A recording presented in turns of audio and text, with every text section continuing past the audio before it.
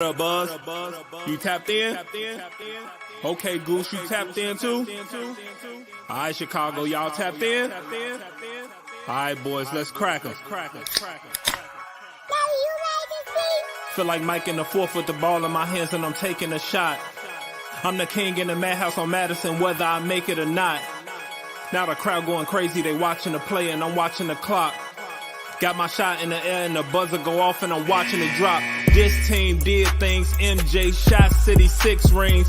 D-Rose too big, too fast, too strong. History, and we good on that. Put Jilla on the track and we good on wax. 3, 2, 1. Everybody say Bulls on tap. Bulls on tap. Our city pretty and gritty. Benny the bull in the crowd getting hyper and litty. Me, I'm so drippy, it's slippery. Nothing offends me. Banners on banners, we winners. We got the stats in the news. Go and subscribe. Hang out with Buzzy and Goose. Tapping with us, we the truth. Jilla just murdered the booth.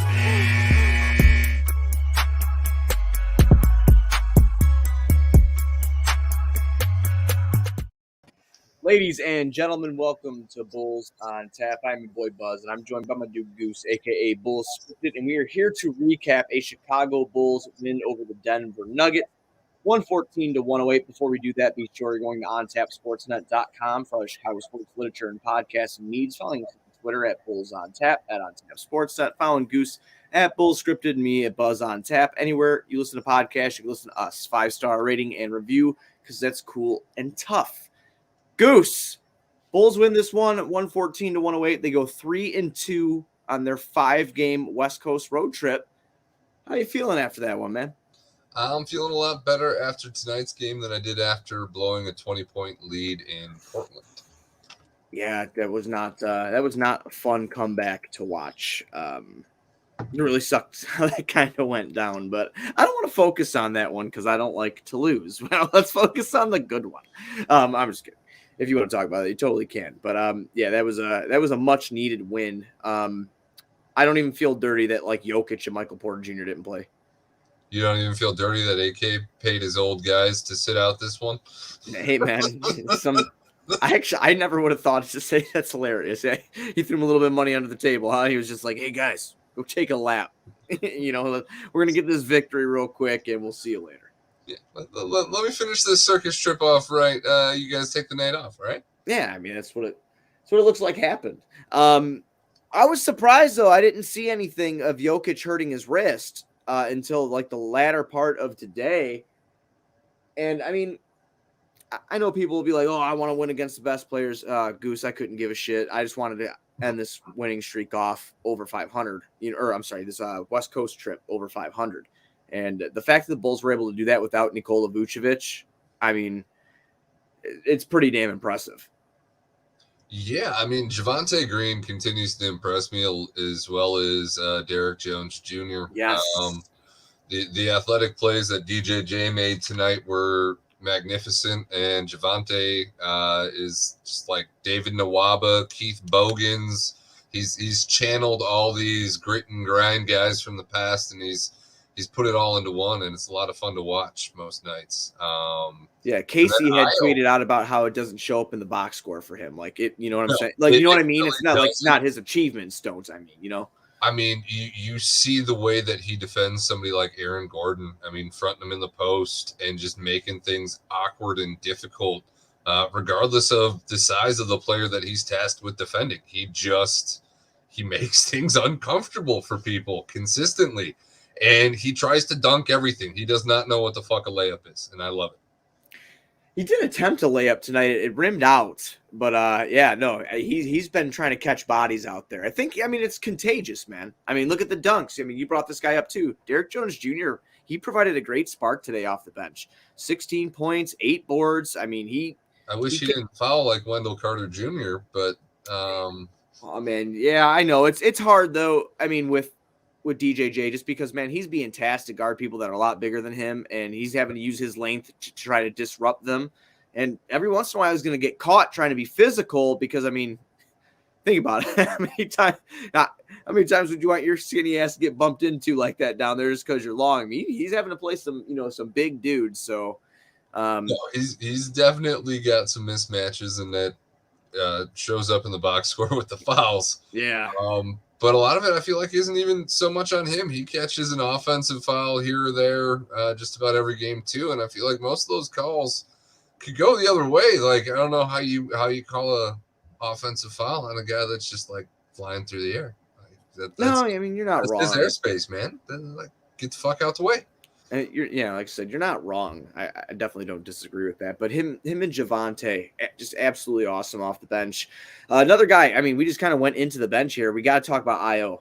I mean, I had tweeted out Goose that, 15, 16 games into his NBA career, this guy's already a 3-and-D guy.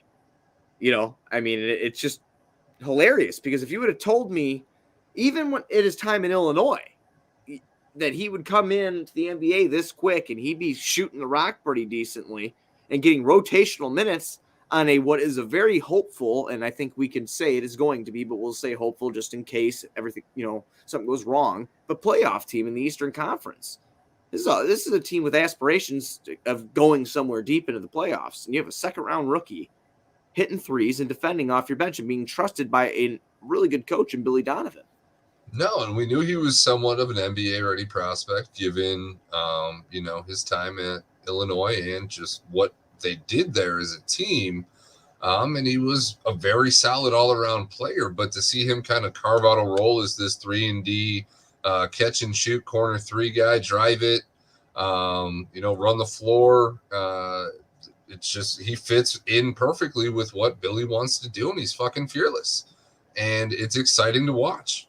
I don't know if Kobe enjoys watching it, but I know I enjoy watching it. Yeah, that's actually something that is very interesting that you bring up. I just wanted to give you the stats for Io real quick. 42% from the field and 41% from downtown for him this year. Obviously, I don't have the totals. I can pull those up, but I mean, still, he's been getting some rotational minutes, and he's shooting over 40% from three. That's something that I didn't think anybody expected to get out of him. Speaking of Kobe White, I don't know if you saw the hoopla on Twitter. Our buddy Joe ended up going at it with Kobe White's brother Will tonight on Twitter a little bit, and the reason all of it, but I did see some of it. Yeah, and I'm not just bringing that up for everybody to go check that out. I mean, if you want to, we're not going to stop. You go check it out. Whatever you got to do, go ahead. But Kobe got his first 2 points back in action here tonight. This is like his third game. Now a shoulder injury can, obviously he was out for a while because it was severe enough to get surgery to then be out. You come back, the whole entire roster that you played with your whole entire career is gone. Exactly. I definitely do agree with you there. But what kind of confuses me, this is where I get confused, man. He was with the team a lot, and I know he wasn't doing 5-on-5 scrimmages, but I mean, this man has been practicing since training camp, and he just doesn't look to be in basketball shape. And now, do you think that that's just kind of him getting worked back into the in-game speed of it, or do you think there's something else going on here? I think his conditioning is definitely lacking. Kobe's one of his very few clear elite skills is his speed. Yeah. He was not beating guys down the floor. He did not look like the Blur that we're used to seeing. He simply looked lost. Yeah. And a lot of it seemed forced. And I feel that's somewhat expected, but at the same time, I think it was more forced than I was anticipating because Kobe sees the rest of this team taking off and finding their roles and carving out their niche, and where Io can do the defensive things and just accept being kind of an off-ball guard, wing kind of player. Kobe doesn't have that defensive gene in him, man. I will say his effort defensively tonight was probably better than we've seen from him in the past, which is encouraging, but unless that jumper starts falling, I don't know where he fits on this team right now. Yeah. That was what we've been talking about this whole time, though, is that the bench has defense already and some, dynamic players on it. But when you bring in Kobe, he's going to be the one who's going to do, doing the scoring for you. But, and if that's not happening, yeah, what do? I mean, you don't want to sit him. I mean, that's not going to get him back in game shape. He's going to have to play. He's just going to have to shoot out of it, right? I mean, or do they? I mean, I don't know. See, this is why people made fun of me when I had tweeted that shit out about him getting some reps in the G League. And everybody's, oh, stop it with the G League. No, dude. Like, I got to actually experience a game. Windy City Bulls invited us out, went and talked with them, went to the Now Arena, took in a game, got to see our guy Devon Dotson ball out. But they're really competitive down there. And there's a lot of beating and banging in the paint and stuff like that, Goose. I really wish sometimes the NBA would treat it how the MLB does. Treat that as a literal rehab assignment. Let him go down. Maybe 2-3 games, man. Is it ideal? No. Do you want him back on the active roster? Yeah, but why isn't it ideal? I mean, I don't know. It's a great thing to have. Like, right. It's clear he's not going to be the starting point guard over Lonzo because once again, Lonzo does things that he can't defensively. This is Zach and DeMar's team offensively. DeMar has the role that Kobe used to have. It's no longer Kobe's team when Zach goes off the floor. It's DeMar's. So, I'm not going to give up on Kobe. I mean, it's only 3 games in, but it's 3 games in. He's coming off an injury. This is his preseason. Hell, this is his fucking training camp. But just to see how lost he does look, and given that exchange that Joe is going through, and Will's just being a good brother and he's standing up for his brother, but Joe's not wrong. You weren't wrong to suggest that the G League would be a good option. It lets you get your feel back. It lets you get back to speed at a slower pace than you need to be at. It helps you get that confidence back. Right, and I just don't like how people just shit on that idea. I mean, think about that, man. Like, just to kind of work yourself back into game shape, and you don't want to go into the, there's a talent gap. Obviously, we know that between the G League and the NBA. There's a talent gap there. But when you're working your way back up for an injury, that talent gap, it just gives you, when you're in the G League, it gives you that time to get used to the 12-minute quarters, to get used to the rotational difference, like all that stuff, it gives you play yourself back into game shape, right? Getting 30 plus minutes a game instead of the 15 to 20 you're going to get. Right. You're going to get 20 plus touches shooting the basketball because you're an NBA player playing down. That's not something you're going to do on this team. It's something you could have done in years past. Yeah, it's not now. There's too much talent and they're being competitive and winning. Kobe only got 11 minutes tonight, brother. Like, he's on that limit. Probably doesn't have 11 total shots in the 3 games. That's something that you would get more than that in a single game in the G League. And that's what you need to get your feel back, to get in a rhythm.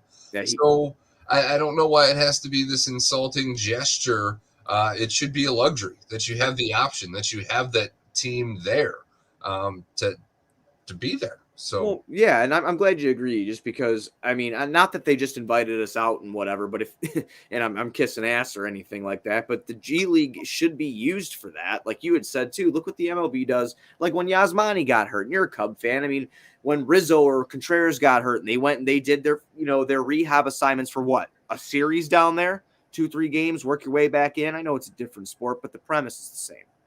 And that's why I just wish they would kind of utilize that better, because Kobe White's sitting here getting 11 minutes a game with a team that's going to make the playoffs, make a run, when he could be getting, like you said, 30 plus, beating up on the littler talent of the G League, getting back into game shape, coming up and being an instant contribution.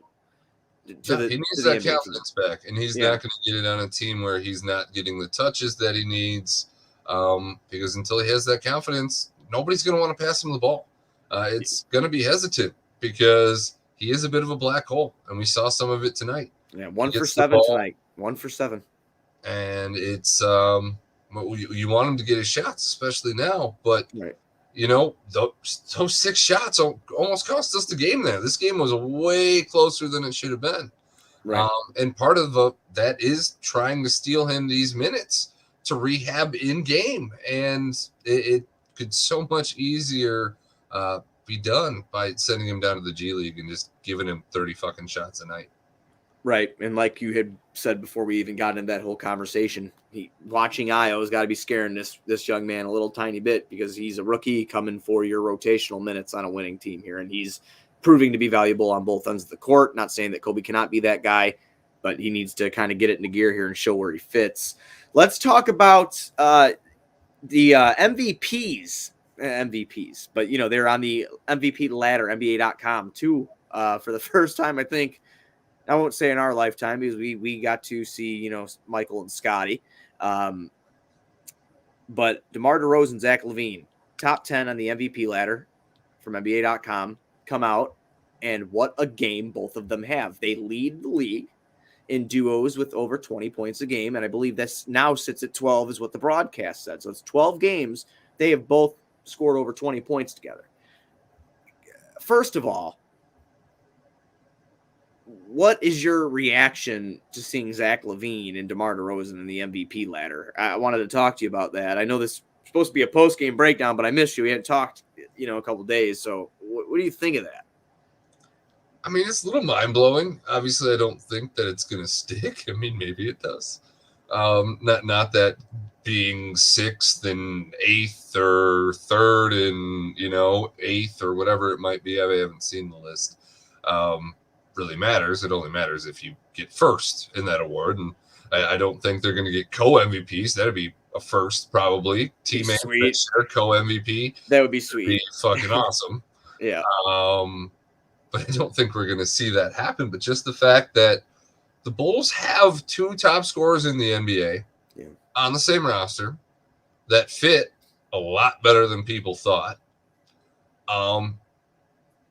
I don't know. It's mind blowing to me. I wouldn't have said it. I mean, we jokingly, made punches at Zach being an MVP candidate because the Bulls would be better and he'd have the opportunity to at least be in that conversation because they wouldn't be a below 500 team.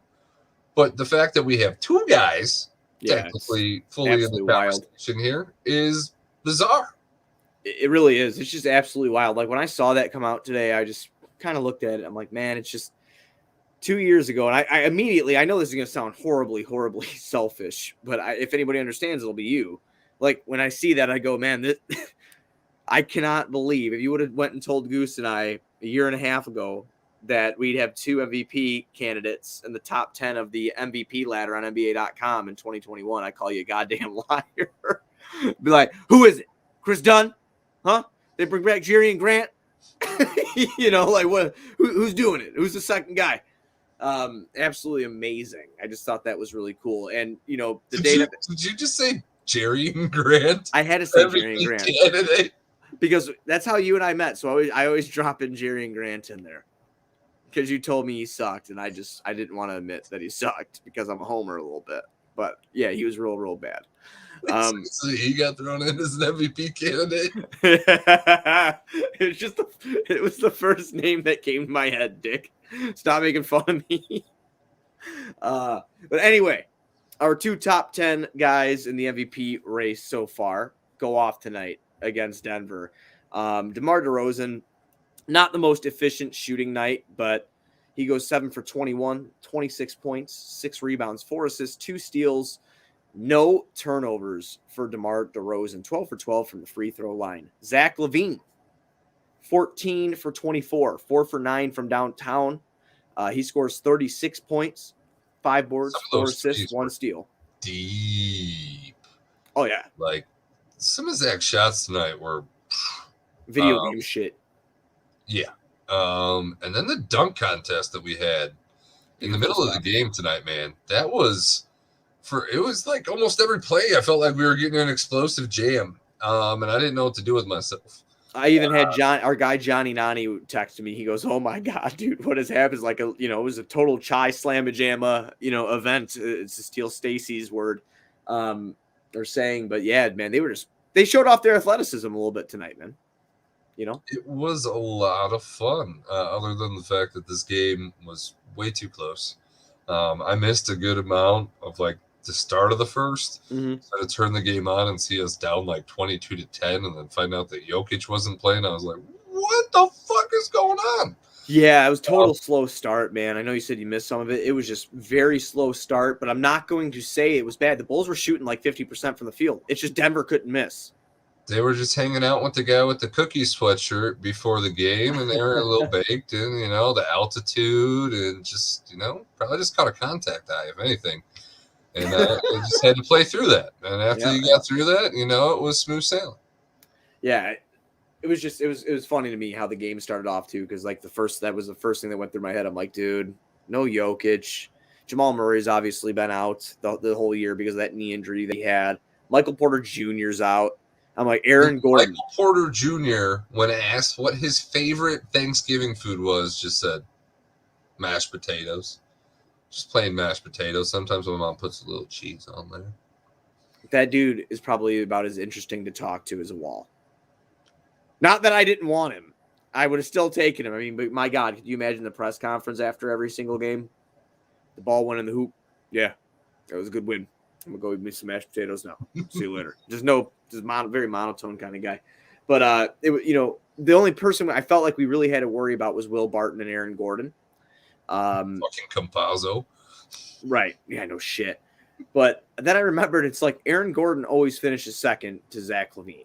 So I felt pretty confident that, Zach was going to be able to do what he does. And he did, which was really cool. I had a tweet loaded up in the chamber there, man. I just didn't pull the trigger on it. And the reason I didn't was because I didn't want to piss the universe off and have them like completely, go like karma just come and get me or jinx it or whatever. Because I was almost going to tweet that out. And I'm like, man, if I do this, Aaron Gordon's going to go on some sort of magical run. So then I got punished because I even thought about doing it, and then Aaron Gordon went on his little run there in the third quarter, and I'm like, oh my God, I just thought about it. I didn't even say anything yet. No, a couple of those shots that he hit were unreal. That baseline jumper he had in the fourth quarter.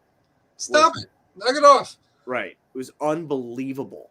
Unbelievable. And he had a Javante is like Archie Diacono and fucking David Nawaba combined into a person. I don't know what got into that guy, but he is fucking nuts.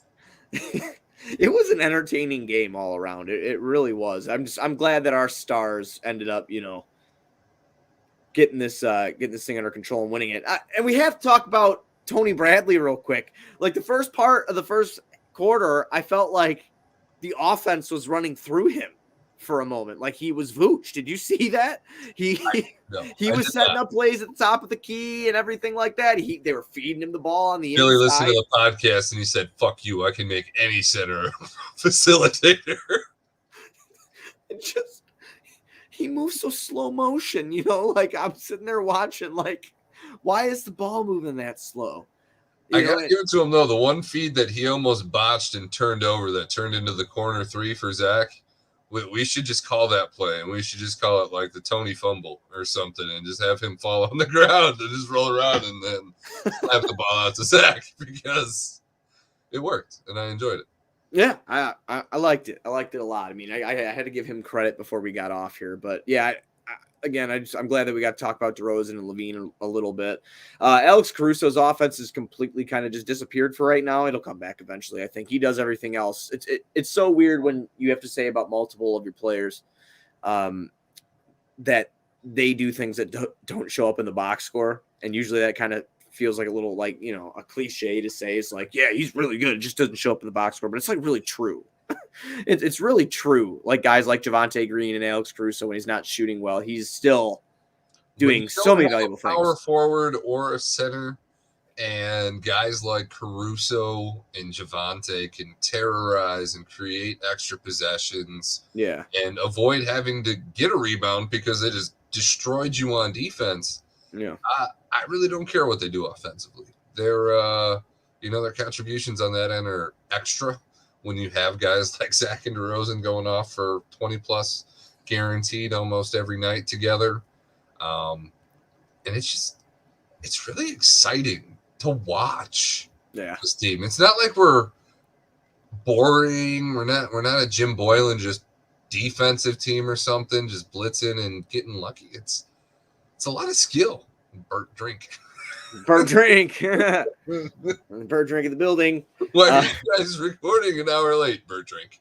It's because of bird drink. Actually, I didn't drink anything today. I had Mountain Dew, and the reason I did have the Mountain Dew was to stay awake. And yeah, that doesn't happen to me during the weekdays. Weekends I can be up all night. Weekdays can't do it. One of my favorite parts of the game that I feel like we should mention before we ride out here too is the fact that the Bulls out rebounded them pretty heavily, 50-38. Without a power forward or a center. Yes, my favorite stat. Didn't have their center either. But still. Well, right. My favorite stat, Goose, 17 offensive rebounds tonight. And that was kind of mentioned by what you were talking about before, like Caruso and Green, those guys getting to those, like, those tip balls in the air, man, just trying to keep plays alive. And that's a big reason why we won this game. Out rebounded them. Another huge reason, and makes me proud as hell to say, the Bulls did not miss a free throw. DeMar in that closing stretch, man, it feels so good to have somebody that can just control the game in that way. And I almost feel like we're cheating with some of the foul calls that he gets, but I don't fucking care. Well, doesn't it blow you away, though? Like, he gets to the line and he converts, man. It's unbelievable. Yeah, it's unbelievable. I mean, and the whole team tonight, everybody that took a free throw didn't miss tonight. And it's just, I could see you and I having a game like this last year where it'd be super close or whatever, and the Bulls miss like 7 or 8 free throws out of their 24. And it's like, you lose that fucking game now. You lose that game. The Bulls got 24 free throws? I don't think I've ever heard that before. Yeah, 24-20 tonight, Goose. They went 16 for 20. We went 24 for 24. They did out assist us. We only had 19 assists on the night. We did have 7 steals. We had 3 blocks, but they had 5. They turned the ball over 14 times. We only turned it over 11. Bulls have been doing a pretty good job of taking care of the ball. But yeah, I mean, just great performance all around. I know we had a comment in here about Lonzo Ball's inconsistency scoring the rock. Yeah, Lonzo 3-point shooting is phenomenal. His 2-point field goal percentage, not all that, but Lonzo, I feel like that's even been a little better the last 2 games. He's been a little bit more aggressive on the drive. Yeah, I love him off the drive too. It just makes him a little bit more dynamic. He had a great play tonight where he broke down the defense, got into the paint after a little cute spin move there and put up a layup. But I'm not looking for Lonzo to go out and score 20 points a game. If he does, that'd be great. It's more setting the tone of the offense, and Goose, feel free to disagree with me. But I look at this guy to be a bulldog defender and set the tone of the offense and get guys into their set. So not all of the usage has to run through DeMar and Zach. I mean, I think he allows DeMar and Zach to be themselves. His evolution as a 3-point shooter makes him an elite 3-and-D point guard. Like, he's almost created a whole entire new position that allows... It's like a new archetype, right? No, exactly. I mean, you have all the stars in the league, regardless of what position they play, they're ball dominant as fuck. I mean, that's how your good players are allowed to, affect the game, is they have to have the ball. So having a point guard like Lonzo it's a luxury. And I'm not worried about his inconsistencies offensively. I know when Lonzo drops 20 points, chances are that we're going to win that fucking game. So I'm all for his good games, and I'm not really going to get too upset when he doesn't score more than 10 points. Yeah, I reiterate that. If he's, again, defending typically the best wing on the other team, and he's hitting 3 or he's setting up his teammates to score easy buckets, I'll take that all day. I don't care about his scoring. And like you said, if he gets over a certain threshold of scoring, it's usually a win. It's usually a win for the Bulls. So we'll take that all day. So the Bulls will play again Sunday. I'll be in attendance for this game. They play against the New York Knicks. We're 8-7. They are 5-2 away. Wow. Work. 8-7, 5-2 away. That's wild. Tibbs, man, I'll tell you. No, I wish I was joining you Sunday, but gonna protect the old wallet, and it gets expensive for me to. You got to cruise, to get here too. You got to take the train and all that shit. Train, and then I walk my happy ass, and it's just getting too cold to walk. Like when it's still 50s, 60s, not too bad. Enjoy the walk; it's not bad, but now it's getting a little brisk. Yeah. I'll be there for you and cheering just as hard like you're there in spirit. I'll be there for you. That's Friends, right? It is. Love that show. It We're, is a good one. we're friends. We are. We are friends. Oh my God, it's getting deep. I love you. I love you, man. I love you, man. I love you, man. But yeah, we play the Knicks. The Bulls are now tied, right, for first place in the Eastern Conference, because I think it's like them, Miami, and I believe Washington is 11-5. I believe that's what it is. I'm gonna look that up real quick before we leave. Don't want to leave you on a lie. Oh, I'm sorry. So the Nets are now 12-5. The Heat are 11-5. The Bulls are 11-5, and the Wizards are 10-5. So Hornets 10-7. They went on a little bit of a streak there. Won their last 5 in a row. Eastern Conference is fun this year, Goose, man. It's definitely fucking fun. I love that. But as long as we're in the top 6, it'll be fun.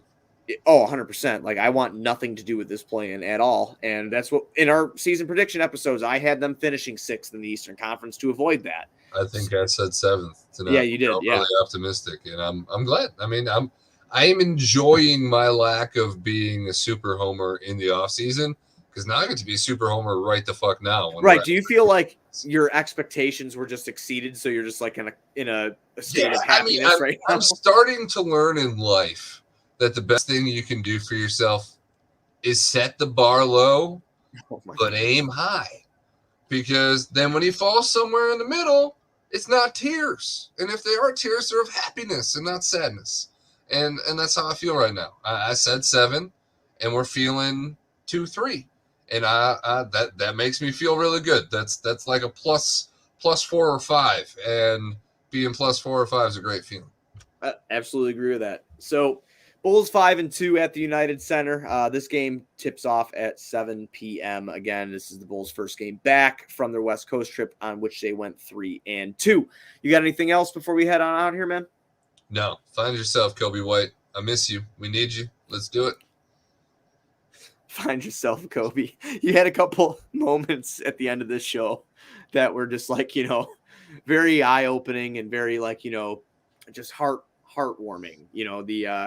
Find yourself, Kobe White, and whatever the hell you just mentioned before that I forget. But I was very, very touched by what you had just said.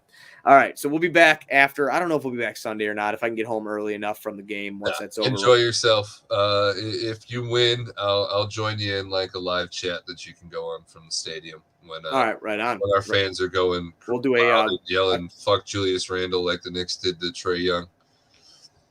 Oh yeah, I hope. Yeah, we should do that. Knowing me, if I started doing that, I get kicked out right away. They would just. That doesn't even have. It doesn't have as good of a ring, and we don't want to be Knicks fans. Yeah, the Knicks suck. New York sucks in general, so the Bulls are gonna have to kick the shit out of them. Yeah. Yep. All right, but I got nothing else, man. So we'll be back whenever that is. Be sure to go to ontapsportsnet.com for all the Chicago sports literature and podcasting needs. Following us on Twitter at BullsOnTap, at ontapsportsnet. If you would like to go to the game with friends on Sunday and you spend over $100, if you have to spend over $100, if you do that on vividseats.com and use promo code ONTAP, you get $10 off your next $100 order. So go check that out, vividseats.com, promo code ONTAP. When you spend over $100, you get $10 off. That's a free beer. Thanks to ONTAP. Check that out. Again, we'll be back whenever we're back. Let's go Bulls.